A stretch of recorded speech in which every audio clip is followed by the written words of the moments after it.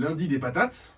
Mardi, des patates. mercredi, Des patates aussi. Et donc on en parle en ce Et le jeudi. dimanche. On est jeudi, Oui. Roland. Bonjour. Bonjour Xavier.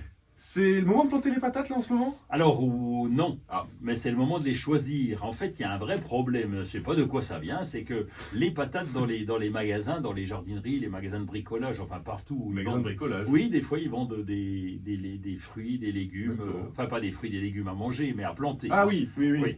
Donc ils vendent des végétaux et donc on trouve des pommes de terre à partir de fin janvier pratiquement. Mais fin janvier chez nous c'est encore froid puisqu'on plante les Ah. patates quand le lilas est fleuri. C'est un peu le repère parce qu'en toute région quand le lilas fleurit ça sous-entend que le sol est assez réchauffé et qu'on peut planter. Mais les patates Hmm. quand le lilas est fleuri il n'y en a presque plus en magasin donc on n'a plus de choix. Oh les imbéciles. Ah ben oui, taisez-vous, à qui le dites-vous? Oh là là. Alors, donc on les achète un peu avant quand on veut encore avoir Ah. du choix. Mais on les met alors à la cave, en général c'est l'idéal. Oui. Une cave, 4 degrés à l'obscurité, là elles peuvent se conserver encore et on les sort après.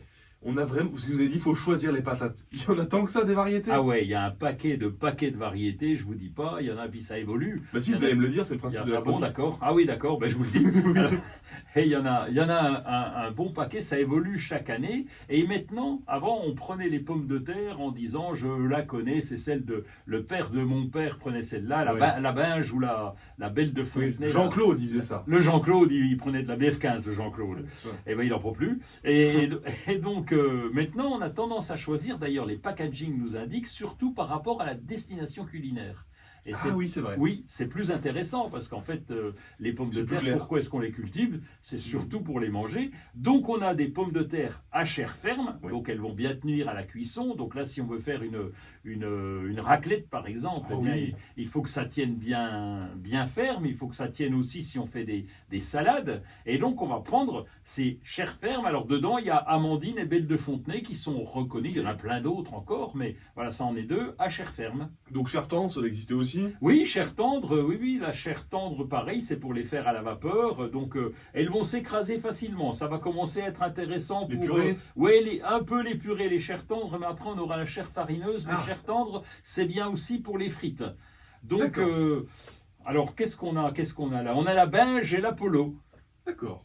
Et donc, on a tendre, ferme, et on a encore Et un bien, autre. on a farineuse, oui, parce que là, elles sont riches en amidon. Donc là, c'est ça, idéal pour les purées. Et donc là, elles sont bien nourrissantes, elles se défont facilement.